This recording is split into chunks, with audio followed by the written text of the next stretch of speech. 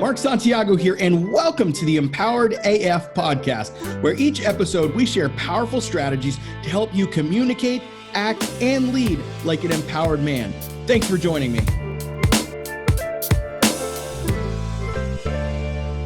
All right. Welcome to this week's episode. I'm super excited. We're going to be talking about something that's very important to me as a man. It's also going to be important to you as a guy who listens to my podcast, watches my videos, etc. And that is this idea of what we call victim energy. Victim energy. So I will define what that is as we go along. But what I want to do is I want to start you in a place mentally so that you can follow along in this journey, because for you, this might not be something you're normally talking about, right? Like guys aren't like digging ditches and talking about, hey, are you acting like a victim today? Or man, you're such a whatever, right? Like most guys are like, oh, you're being a little bitch. Oh, you're being a little this, or oh, you're being a little that. So I'm sure you're going to start to understand what I mean when I talk about the idea of victim energy. So don't worry, you'll be able to follow along. Look, one of my favorite types of movies are movies about Civil War, Revolutionary War, pretty much war. Not that I want to go fight in a war, but I feel those war movies and it just does something to me, right? Like when you're watching The Patriot, or when you're watching Braveheart, or when you're watching Black Hawk Down, or when you're watching any of those types of movies, it just does something to a man. It just like reaches in and is like, fuck yeah, I know exactly what that feels like. Or I want to be that guy. I want to be William Wallace. I want to be Gladiator. I want to be the patriot that stands up to the British army and takes them down and does all that shit. Like I want to be that guy. And so in the midst of those battles, what is always happening, right, is like you see death all around. You see guys who've been shot up and can barely move. You see guys who their legs are cut and just craziness, right? And they always have those scenes where the guy's being worked on in the medical tent and they got these saws out where they're just like sawing off legs. I mean, it's super gross. Or they have the guys where they've got bullets in them and they're trying to like squeeze the bullets out, or like they've opened up the wound and they're sticking the needle nose pliers in there and trying to pull the bullets out. And you look at that and you're like, oh my gosh, it's disgusting. It's gross. And it's like, but man, this was the shit these guys had to go through. Like, I couldn't imagine being shot like that and having bullets inside of you and then having some surgeon have to open me up more and take that out. It seems painful. It looks painful. It looks like something that's not very comfortable. I couldn't imagine the surgeon saying, hey, your leg is gone. We're going to have to saw it off. That looks like it would fucking hurt. But why do they do that? Like, imagine if these guys didn't do those things. Imagine if they didn't go to that surgeon. What would happen? Well, the bullets would stay in their body and it would poison them. It would poison their blood and they would die. Why did they have to cut off legs and arms? Because they would get gangrene, which would cause infections. It could go all in your body and create all kinds of disgusting things. You could die of those things. So surgery was super important. Surgery meant the difference between life and death, no matter what, right? And so these guys had to go through surgery. They had to open the wound up and allow those bullets to be taken out of their body. They had to allow their legs to be cut off so that they could be whole. Even though they were missing a leg, they were still alive, right? And their leg wasn't killing the rest of them. Guys, I see this all the time. I talk to men all the time who are like those injured army vets or guys that have been fighting in war. You've been shot, you've been maimed, you've been hurt in your relationships, in life, period. But here's what happens. If you don't go to surgery, if you don't take care of those things, you will die. Emotionally, you will die. And some people physically will die from these things. For example, we talked about the idea of bullets hitting us. Words are powerful. The things that our wives do or say to us are powerful. And if we don't deal with that, imagine what that looks like. Imagine with me for a second somebody getting shot with bullets. And instead of having those bullets removed, they go, you know what? I'm going to get some duct tape. I'm going to take that duct tape because I'm a do-it-yourselfer and I'm good at fixing myself. And I'm going to cover those wounds. I'm going to cover each bullet wound with duct tape. Now, how silly would that be? And how long would that guy live? Maybe he'll live a couple days. Maybe he'll live a couple months. I don't know. But eventually he would die internally from those wounds because he didn't go through surgery to have them removed. So this is what I see a lot of. I see this from guys who are operating from a place of what I call victim energy. They've been shot, they've been wounded, they've been hurt. They come on a call with our team. They come in this group. They come on my podcast, whatever. And they're like, she did this. She did that. All these bad things happen. I don't have any money. I can't make money. I can't do this. I can't do that. My kids don't respect me. Blah, blah, blah, blah, blah. Who the fuck cares? I tell guys all the time, I don't care what your wife has done to you. It's not that I don't care about you as a man, but I don't care what she's done. What I care about is what you're going to do with what she's done. What I care about is, are you going to develop the skill to leverage your tears into an ROI, into a return on your investment? Are you going to get a return on investment on your tears?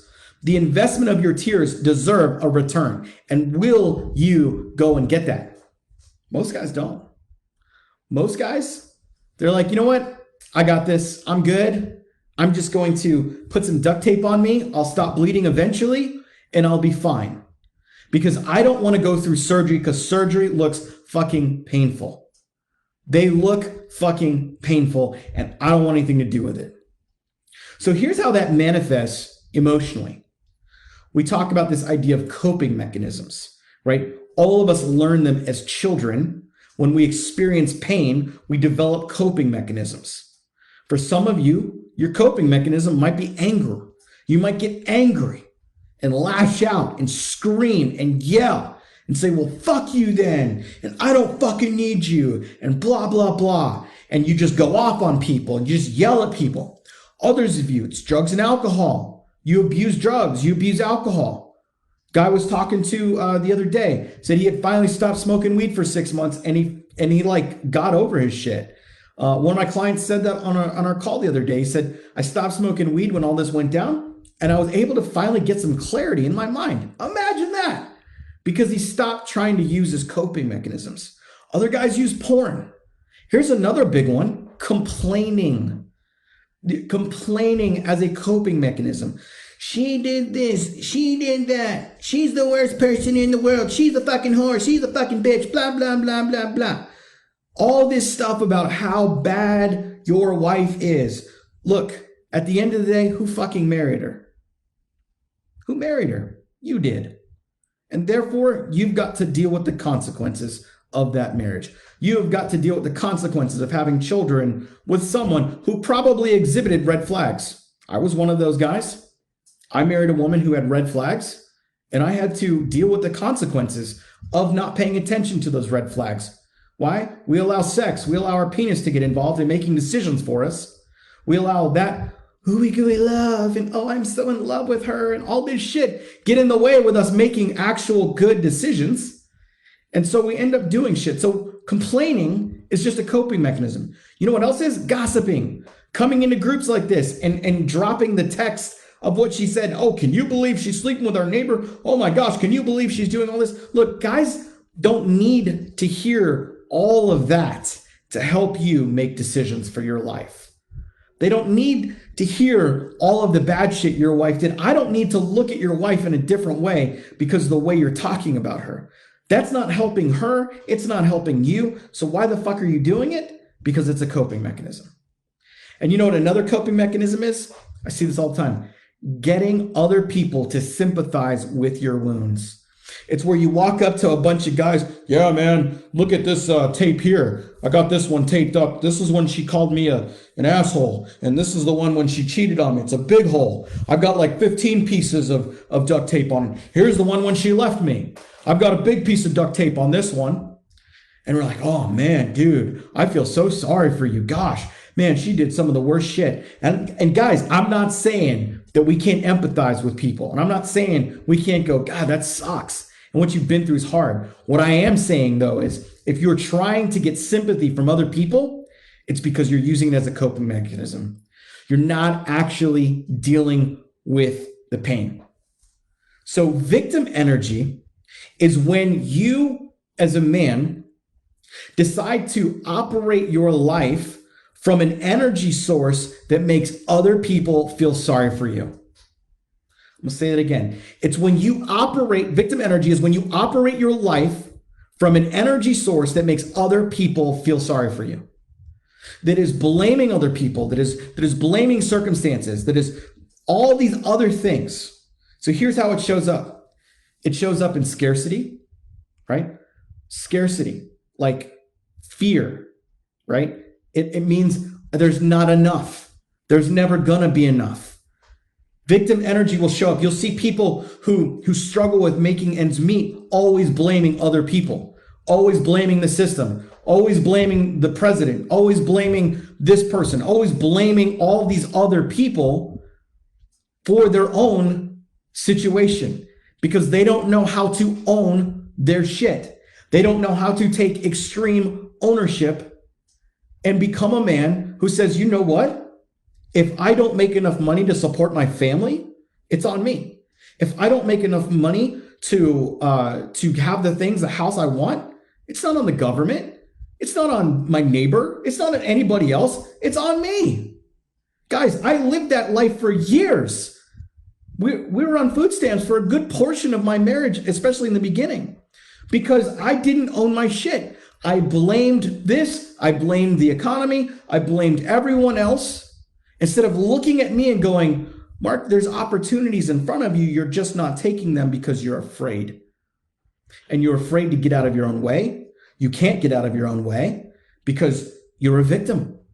And until you stop playing this victim card, life is always going to hurt. And life is always going to suck. And life is always going to feel like it's out to get you. That's another way it shows up.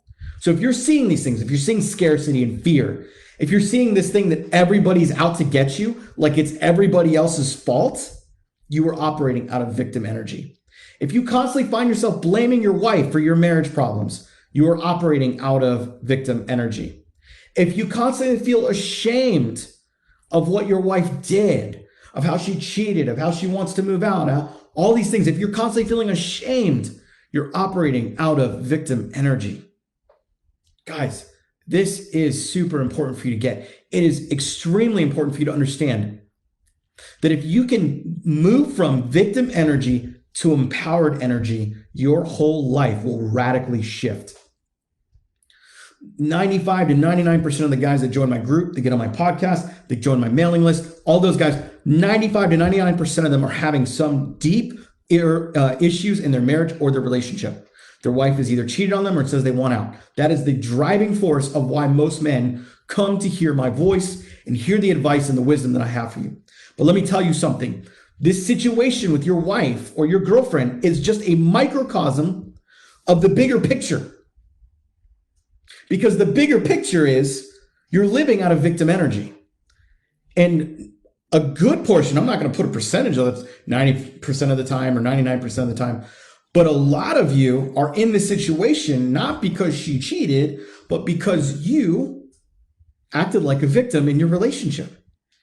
And you blamed her for stuff, and you disconnected from her, and you didn't engage with her. You were always afraid of her. Guys, this was me. I was super afraid of my ex-wife. I didn't know how to engage her. So what if she had a mental illness? So what if there were things that were wrong? So what if she cheated? All these things. I did not show up. And I had to learn how to own my shit when it comes to those things. And I promised myself I will not be that guy in a future relationship. And so before I was ready to move into that next thing, that next relationship, I had to get to a place where I said, you know what? I can't play the victim anymore. I cannot play the victim. It doesn't matter how bad it was. And some of you know the depth of my story, and you know what I went through. But I can't sit here and blame her and say, it's all her fault. The marriage is completely her fault. No, it's not. I contributed 50% to that marriage. Therefore, I contributed 50% at least to the failure of the marriage. Because to me, it is 50-50. She brings her side, I bring my side. She failed on her side, definitely. But I am the leader of this marriage. I am the leader of this relationship, and I failed ultimately. And that's on me. That's called extreme ownership. Great book, Jocko Willink. Great book to read. The idea that I will take responsibility for my actions, my decisions, how I led our marriage is super important. It's one of the number one things that our clients get out of working with us, because they come to this place and they realize it doesn't matter what she did. What matters is what you fucking do. Let me say it again. It doesn't matter what she did. What matters is what you fucking do. Because it's about you. It's about who you are as a man and how you're going to show up. So how's this affecting you? What I see happen all the time when guys are operating out of victim energy is they can't make clear decisions. They can't make any clear decisions. They're all over the place. We talk to guys all the time. My team and I talk to, on average, 20 to 30 guys a week who are interested in coming into our program, and a lot of them just aren't ready. Emotionally, they are not prepared to do the work it takes to join the program. They can't make a clear decision. They stumble all over themselves. Well, yeah, I mean, it kind of sounds like something I want to do, and they're like a drug addict or something. Like, dude, what's the problem? Like, we're just talking about being a part of a program and things like that. And you mentioned money and like they start freaking out because it's like, they don't know what to do because they feel like a victim. I can't afford it, or my wife would kill me, or my attorney says no, or this is going to happen, or what if I do it and then she files for divorce? Oh my gosh. They can't make clear decisions because they're still operating out of victim energy. Guys, we have to shift. We have to shift into empowered energy. You know how else it's affecting you right now? You're always blaming other people for your issues. You blame the government. You blame your wife, you blame your mom, you blame everyone. But do you want to look at you? Nah, it's easier that way. It's easier if I don't have to look at me. It's much easier if it's just everyone else's fault. And it's their fault that I don't have money. It's their fault that my wife hates me. It's their fault that all this shit's happening to me. It's coronavirus's fault. It's Trump's fault. It's Biden's fault. It's whoever's fucking fault. Everybody's fault except me. Or you'll say, yeah, it's all my fault. It's all my fault. And you'll try to take all the blame and you'll try to do all that, but it's like all lip service because you don't really actually believe that you're responsible. A lot of times we talk to a lot of what I call people pleasers. Guys will tell you anything, tell you a story, man. They're always trying to sell me a story. Man, I'm telling you what, man, I want to join this program, man, and it's going to change my life. Okay, it's X amount of dollars. Oh, shit, man, yeah. Here's the thing. Here's the story that happened, right? Everybody's got a fucking story. Everybody's got a fucking story, right? Because they don't want to own their shit. Hey, you know what? At the end of the day, if you don't have the funds for it, it's not on me, it's on you. It just means you haven't been diligent enough in your finances to save or do whatever you got to do, or you don't solve a big enough problem to get paid whatever needs to be paid. That's not on me. That's on you. I'm not here for free help. I'm not a fucking, like charity. This isn't a nonprofit. That doesn't mean we don't have a nonprofit heart. That doesn't mean that we don't serve, but we are here to serve you at a high level to solve a higher level problem. And so there is an investment that is required to be a part of that. And part of the reason is because if you don't invest and we give you some discount or some whatever, guys like that, they never work out. I've seen it. I've done a few of those and they don't work out because they don't actually hurt. It has to hurt. It has to be hard because growth and transformation is not fucking easy. I mean, look, at the end of the day, you can go get a bunch of free information and you can try to manipulate your wife into staying, and you can be, cool guy, bulletproof guy, or fire guy, or wake up guy, or whatever guy you want to be. And you can learn all the information you want to learn. But at the end of the day, when the rubber meets the road, what kind of man are you going to be? Are you going to be a kind of man who actually says and does what he believes and lives through it and goes through it no matter what? Or are you going to be just a bullshitter and just bullshit everybody because you're operating out of fucking victim energy? Look, it's not your wife's fault you're here. What your wife has said or done to you is not your fault, right? Or her fault, excuse me. The way she treated you usually is tied to the way and what you tolerated. I had this saying, a friend of mine, Jeremy Boone, came up with it, and I always butcher it, but I say it like this: what you tolerate is what you promote. What you tolerate is what you promote. And so if you've been living a certain way and you've tolerated a certain way that your wife talked to you, certain boundaries that were not there, that you promoted that to her and you said, hey, it's okay. It's okay for you to do that. It's okay for you to treat me this way. It's okay for you to yell at me. It's okay for you to threaten divorce. It's okay for you to go sleep around. It's okay for you to do that because I've tolerated. I wasn't intentional enough. I didn't do the fucking hard work it takes. Guys, when that was happening, when I realized my wife was having an affair, when all that shit was happening, I had to look at myself and go, wait a second, what part was I not playing? Because you know what? There were plenty of parts I was not. I was not fully showing up. I was not fully connecting with her. I was doing my own thing. I was checking out. Doesn't mean that gives her a right to do what she did, but I definitely owned my shit in that piece. So guys, it's affecting you. It's totally affecting you. If you want to shift into empowered energy, this is what you got to do. I'm going to talk about 3 different things you got to do if you want to shift from victim energy to empowered energy. Number 1, you got to do the hard shit. Not everybody wants to go into surgery and have bullets taken out or legs cut off, but the sooner you do it, the quicker we can get it over with. Right? The quicker we can end this shit because you're allowing this thing to fester and fester and fester. And men are famous procrastinators. We procrastinate the fuck out of everything because, let's be honest, we don't want to deal with it. Here's why men don't want to deal with it. We don't believe we have what it takes to deal with it. That's it. If you're a guy that's good with cars, right? I'm not a guy that's good with cars. If you're a guy that's good with cars and you know how to change oil and you look at that oil thing, you're gonna be like, oh shit, I need to change my oil. I'm gotta get an oil change. And you're gonna go get the oil stuff. You're gonna get under your car and you're gonna change that oil. A guy that doesn't know how to do that, he looks at that oil change and says, that seems hard. I don't want to deal with that. Therefore, I'm not going to deal with it. We'll just see how many miles I can go. And so we keep going, and we keep going, and we keep going. So finally, the fucking check engine light goes on and says, hey, asshole, can you fucking change my oil, please? Because this is ridiculous. Why won't you change my oil? It's hard. In reality, obviously, changing oil is not, right? We can pay somebody to do it. We don't have to procrastinate, but we do. We like procrastinating. We don't like doing the hard shit. I don't want to. There's plenty of times I'm like that. 5:30 in the morning, that alarm goes off and it's time to go to the gym.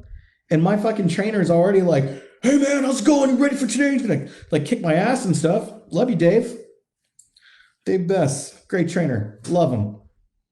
But he's ready to go. He's been there since 5 o'clock in the morning, kicking ass, taking names. I get there at 6 for my 1 hour session.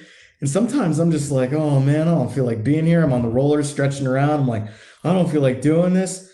But like, I have to get into that mindset of like, you know what? I got to do the hard shit. I want to live another 40, 50 years. And if I want to live another 40, 50 years, I've got to get in there. I've got to watch what I eat. I've got to change the way I do certain things. If I don't, I won't have that opportunity.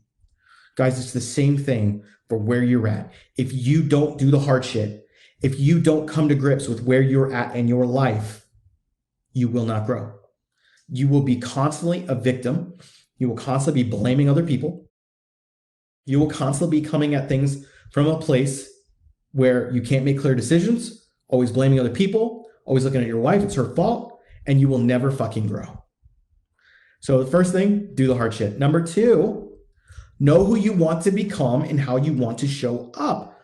This is one of my favorite questions because most guys don't know the answer. They're like, I don't know. I want to lose weight. I don't know. Who do you want to become? What do you mean? Like, what kind of man do you want to be? Well, I kind of thought I already was. No, obviously you're not. Obviously you're not living up to who you thought you would become, right? As kids, what do? We dream about being Superman. We dream about being the Hulk. We dream about being somebody but a normal person, right? And as we get older, we kind of lose touch with that. And we basically go to this place of we're just normal Joes. Look, you're not a normal Joe. Something is inside of you that wants to come out, and it's a higher self. It is a powerful version of you. And so what we want to do is we want to tap into that. And the more clear you can get on who you want to become and how you want to show up and that powerful version of you, it changes everything. Guys, I cannot do what I do right now had I not moved from victim energy to empowerment energy. It's not like I woke up in the middle of, being birthed, coming out of my mother's womb and said, I'm going to be an empowered man. And I'm going to show up for all these men and I'm going to teach them since the age of 6 years old how to be men. No. Fucking lived most of my life disempowered. Most of my life. I didn't want to do the hard shit. I didn't want to face the problems. I didn't want to look around and see what was really going on. I didn't want to have to file for divorce. I didn't want to have to do any of that stuff. But I looked at myself in the mirror and said, who do you want to become? I'm like, this isn't who I wanted to become. I don't like this version of myself. I don't like this guy who's constantly operating as a victim, who's a liar, who's a deceiver. I don't like that guy. That's not who I want to be. I want to be this guy. I want to be this guy who's there for his family, who shows up for his kids, even when they don't want to see him because they're teenagers and they don't always like him. I want to be the guy who takes his kid to practice, shows up on time, who's engaged with his kids. I want to be that father. Who do I want to be as a lover? I want to be the kind of man that when my woman talks to me, she isn't scared to talk to me. I want to be the kind of man that when she comes to me, that she knows I'm going to empathize with her and I'm not going to tell her, no, she's wrong for feeling that way. I want to be the kind of man that has failures and says, this is where I failed. This is where I screwed up. I want to own that. That's the kind of man I want to become. And I want to keep ascending that because I'm never done. Dude, the second you stop growing is the second you stop living. The second you stop growing is the second you stop living.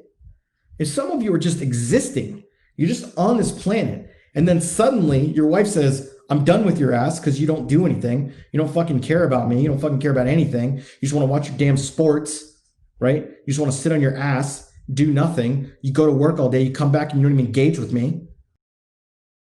And you're like, oh shit. You have these aha moments. Like, I better change. But your changing is for her, not for you. That's what needs to shift. Guys, the focus needs to become on the process of becoming that man. That's the third thing you've got to do. If you want to shift into empowered energy, you got to do the hard shit. You got to know who you want to become and how you want to show up. And you've got to focus on the process of becoming that. The process. We talk about it all the time in our VIP program. It's about the process. We may not be able to bring your wife back because no one can control her. But what we can do is focus on the type of man she wants to be with and become that guy and allow her to decide whether or not she wants to be with you. And even if you don't want to be with her, if you want to be with someone else or just in general, because at the end of the day, you can't escape you. I couldn't move on to another relationship until I was okay with me. And some of you are trying to do that even. You're contemplating, well, maybe, hey, she's dating someone else. Maybe I should go date someone else. Dude, like, stop, for real.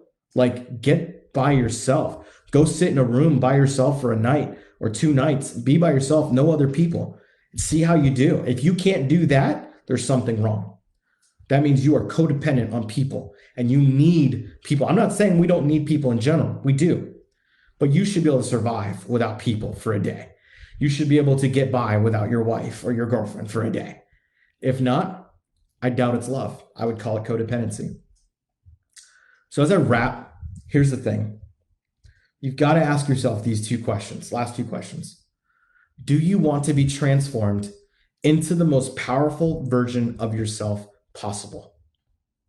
Or do you just want to feel better? The feel better version is just the crutch version. It's the guy who's using the crutches, using the drugs, the alcohol, the coping mechanisms. That's the feel better guy. I just want to feel better. I just want to feel better. As long as I have crutches, I'm good. I broke my ankle, but I don't have to worry about healing it. I got crutches. I'm going to be good. I'm going to be a professional crutch walker. I don't need to be powerful. I'm just good with my crutches. I'm just happy. If that's you, hey, go for it. But I doubt it. 100% of you want to be the most powerful version of yourself possible. What you've got to start doing is believing that it is possible for you to become an empowered version of yourself.